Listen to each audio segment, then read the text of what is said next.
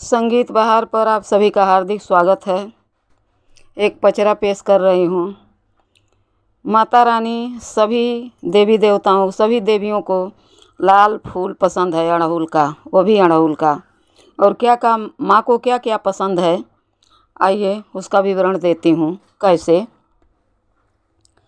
गेंदवा गुलाबवा माई के मन ही न भावे, गेंदा गुलाब माई के मन ही न भावे, मन ही न भावे हो मन ही न भावे। अरे अड़हुल के फूलवा में कौन गुण हो, माई गईलू लो भाई। अड़हुल के फूलवा में कौन गुण हो, मैया गईलू लो भाई।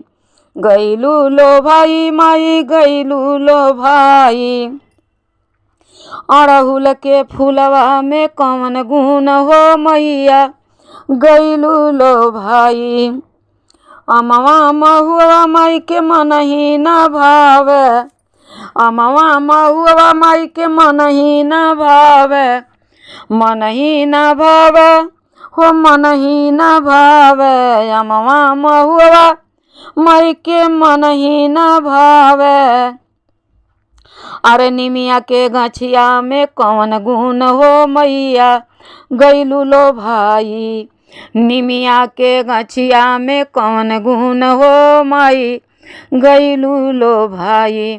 गईलू लो भाई माई गईलू लो भाई। गईलू लो भाई माई गईलू लो भाई। निमिया के गछिया में कौन गुण हो, देवी गईलू लो भाई। कोठा अटारी माई के मन ही न भावे, कोठा अटारी माई के मन ही न भावे, मन ही न भावे हो मन ही न भावे। अरे ऊंचे पहाड़वा पर कौन गुण हो, मैया गईलू लो भाई। ऊंचे पहाड़वा पर कौन गुण हो, मैया गईलू लो भाई। ऊंचे पहाड़वा पर कौन गुण हो, मैया बसलू तू जाई। ऊंचे पहाड़वा पर कौन गुण हो, मैया बसलू तू जाई।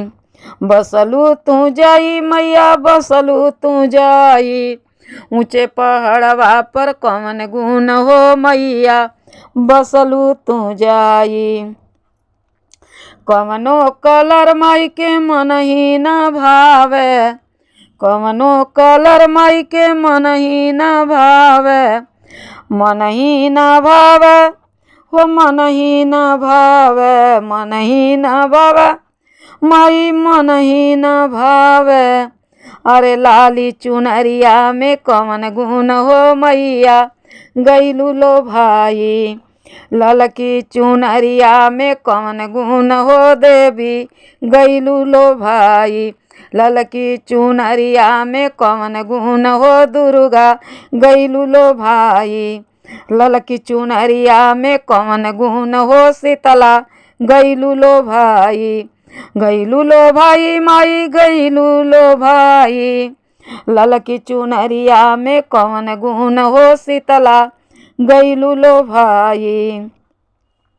कवनो सवारी माई के मन ही न भावे, हाथी न भावे माई के घोड़ा न भावे, हाथी न भावे माई के घोड़ा न भावे। अरे जंगल के शेरवा में कौन गुण हो, मैया लिहलू अपनाई। जंगल के शेरवा में कौन गुण हो, मैया लिहलू अपनाई। लिहलू अपनाई माई लिहलू अपनाई। अरे जंगल के शेरवा में कौन गुण हो, मैया लिहलू अपनाई। जंगल के शेरवा में कौन गुण हो, मैया लिहलू अपनाई। मेवा मिष्ठान माई के मन ही न भावे, मेवा मिष्ठान माई के मन ही न भावे, मेवा मिष्ठान माई के मन ही न भावे।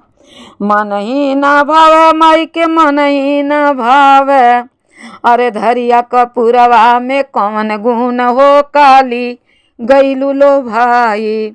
धरिया कपूरवा में कौन गुण हो काली गईलू लो भाई। गईलू लो भाई माई गईलू लो भाई। गईलू लो भाई मैया गईलू लो भाई।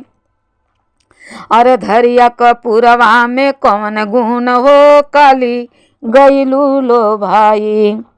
धरिया कपूरवा में कौन गुण हो माई गईलू लो भाई।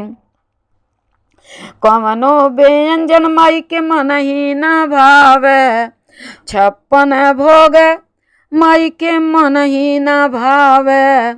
मन ही न भावे माई के मन ही न भावे।